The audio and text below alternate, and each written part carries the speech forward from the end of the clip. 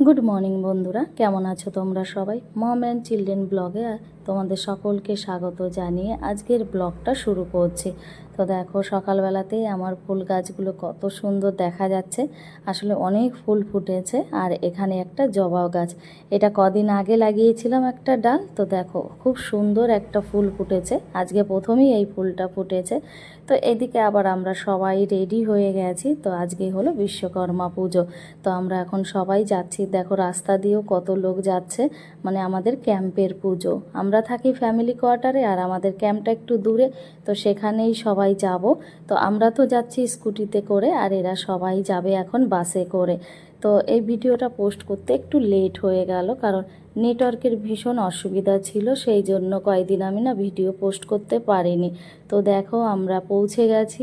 এটা হলো আমাদের মন্দির, ওই দেখো এই ঠাকুর। তো আমি প্রণাম করতে চলে এসেছি এখানে। তো প্রণাম করে এই যে এখন বেরিয়ে যাব।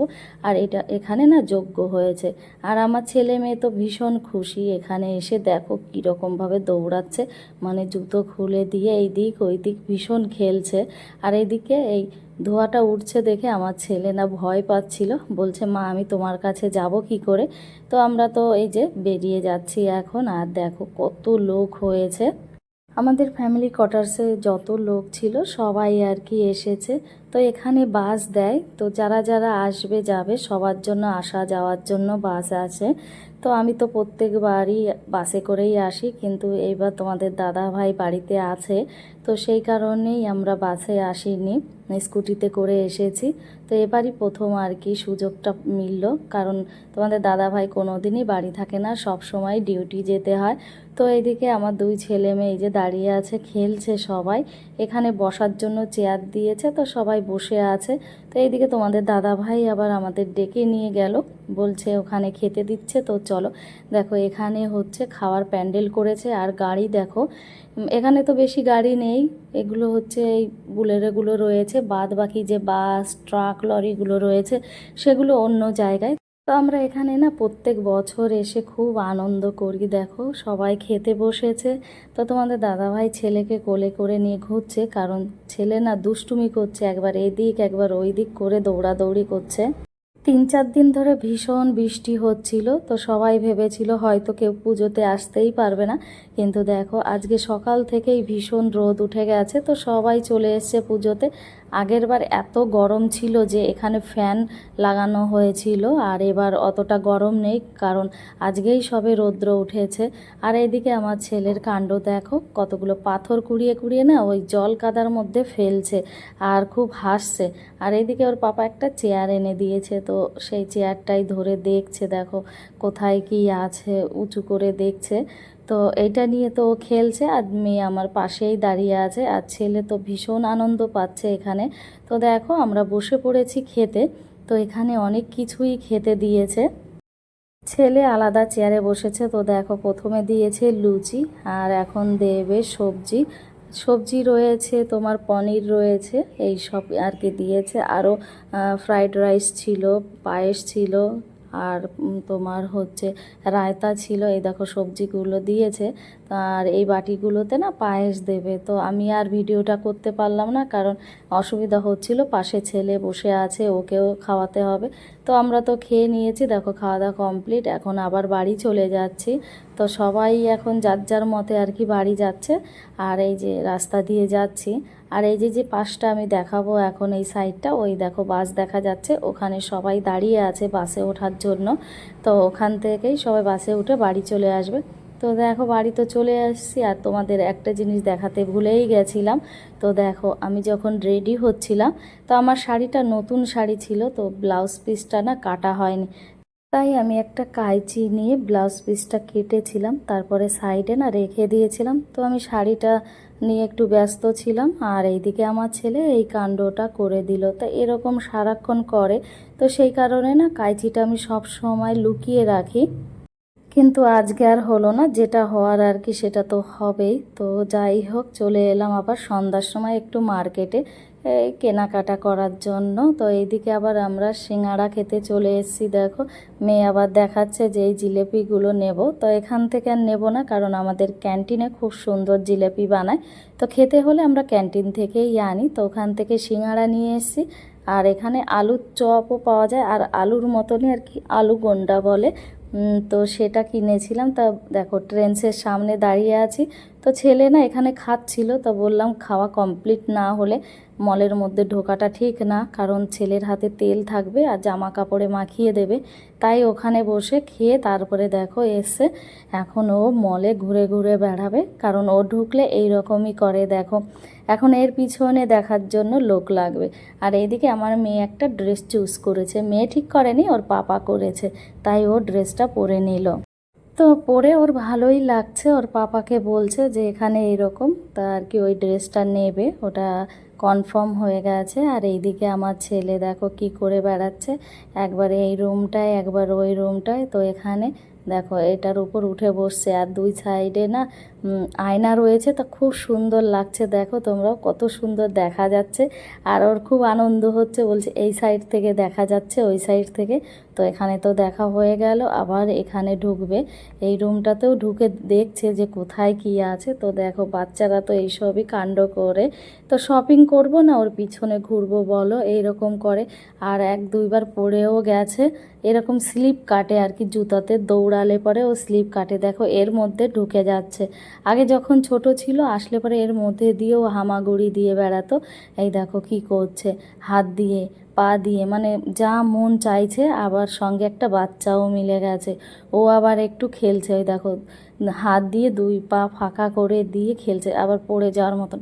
মানে এখানে খুব স্লিপি না, তা এই জন্য ভয় লাগে। তো দেখো এই যে পড়ে গেল, মানে এইভাবে দৌড়াচ্ছে। তো শপিং করব কি, ওর পেছনেই টাইম দিতে হচ্ছে।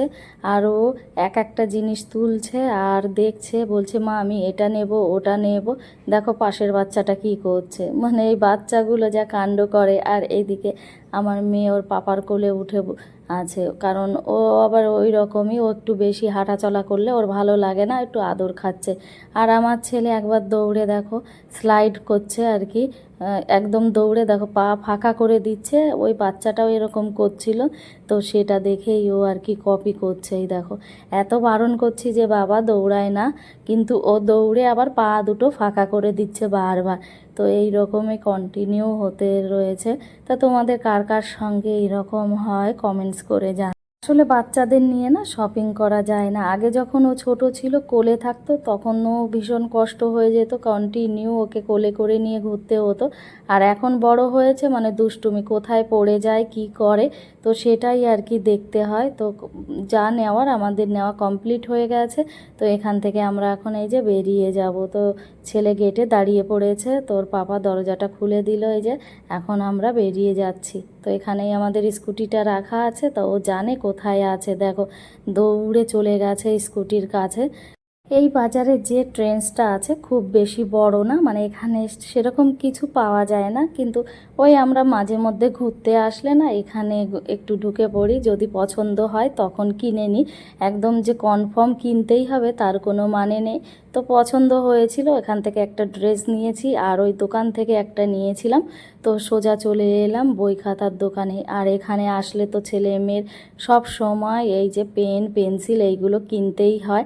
আমার মেয়ে এত পেন্সিল নষ্ট করে, মানে শার্পনার দিয়ে শুধু শার্প করতেই থাকে, প্রচুর পেন্সিল নষ্ট করে। তো তার জন্য ওখান থেকে পেন্সিল নেওয়া হলো আর ইরেজার। তো এখানে চলে এসেছি আবার এই যে কেক খাওয়ার জন্য। তো এরা আবার চুজ করছে কোন কেকটা নেবে। এখানে আবার এই যে ছোট্ট প্লেনটা দেখতে পেয়েছে, ছেলে বলছে এটা চাই। তো বাচ্চাদের নিয়ে কোনো দোকানেই মানে ঢোকা যায় না, ঢুকলে পরেই ওদের মাইন্ড পাল্টে যায়। দেখো আবার তাকিয়ে আছে, হাতে কেকটা নিয়েছে কিন্তু দেখছে, বলছে মা আমার এইটা চাই ওইটা চাই। আর মেয়েও নড়ছে না, মেয়েও মানে বলেই যায়। তো এদের নিয়ে না বাজারে আসা খুবই অসুবিধা। তো এই যে এইদিকে তোমাদের দাদাভাই আবার হোমিওপ্যাথিকের দোকানে ঢুকেছিল একটু ওষুধ নেওয়ার জন্য। তারপর আবার চলে এলাম দোকানে সবজি নিতে। তো দেখো এখানে ভালোই সবজি দিচ্ছিল, তাই করেলা নিচ্ছি। আর কি এই মার্কেটে আসলে মোটামুটি কিছু সবজি নিয়ে যায় আর কি, এখানে একটু কম দামে পাওয়া যায়। পুরো বাজার বসে তো, তাই প্রচুর সবজি পাওয়া যায় এখানে। তো কিছুটা পরিমাণে সবজি এখান থেকে নিয়ে আমরা এই যে বাড়ি চলেও এসেছি। আর ছেলের হাতে দেখো কেকটা ও নামাতে চাইছে না, বলছে আমার কাছেই থাকবে। তো ও নিজেই নিয়ে যাচ্ছে কেকটা। যখন আসছিলাম গাড়িতে তখন আমার হাতে ছিল, তারপর নেমেই অমনি আমার হাত থেকে নিয়ে নিয়েছে, বলছে আমার হাতে কেকটা দাও। দেখো কি সুন্দর হেঁটে যাচ্ছে। তো এখন আমরা এই যে ঘরে পৌঁছে গেছি। তো এখন ওরা আর কি কেকটা খাবে, কতক্ষণে খাবে, দুই ভাই বোন পাগল হয়ে যাচ্ছে। তো বাচ্চা কেন, সবারই মনের মধ্যে থাকে কোনো একটা জিনিস আনলে। এইদিকে দুই ভাই বোন দেখো খেতে একদম ব্যস্ত, কারো দৌড়ে গিয়ে না, দুই ভাই বোন আগে হাত ধুয়ে এসছে, হাত ধুয়েই বসে পড়েছে। তো মেয়ে তো কেকটা নিয়ে একটু ঘোরাঘুরি করছে, মানে ও কি করবে খুঁজে পাচ্ছে না। আর ছেলে এই যে নিচে বসে পড়েছে। তো এখানে ওরা না ছিঁড়তে পারেনি, তাই আমি আবার একটু ছিঁড়ে দিলাম, কারণ সেলো টেপ দিয়ে লাগানো ছিল। তো এই যে এখন খুলে খাচ্ছে। ক্রিমটাই পছন্দ করে, দেখো সবার হাতে মেখে গেছে একটু একটু করে ক্রিম।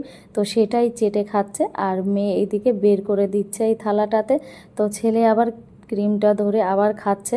তো এখন তো এরা দুই ভাই বোন এইগুলো একটু খাচ্ছে। আর এইদিকে আমি নিয়ে এসেছিলাম সিঙাড়া, তখন তো দেখতে পেলে যে তখন সিঙাড়া এইসব খাওয়া হচ্ছিল।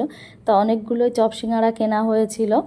তো দেখো তার সঙ্গে কি কি দিয়ে দিয়েছে, আমি আবার ভাবলাম এটা কি, আসলে ওদের দোকানে ধোসা পাওয়া যায়, তো সেই ধোসার যে চাটনি সাম্বার কি কি ছিল এই দেখো প্যাকেটে করে ভরে দিয়েছে। তো এখন এই যে বেশি কিছু আমরা কিনে আনিনি, এই দুটো ড্রেসই মেয়ের জন্য কেনা হয়েছে, আর ছেলের জন্য সেইভাবে পছন্দ করতে পারিনি, ভালো ছিল না। অন্য একদিন গিয়ে আর কি কিনে নিয়ে আসবো। তো দেখো মেয়ের জন্য একটা জিন্স আনা হয়েছে।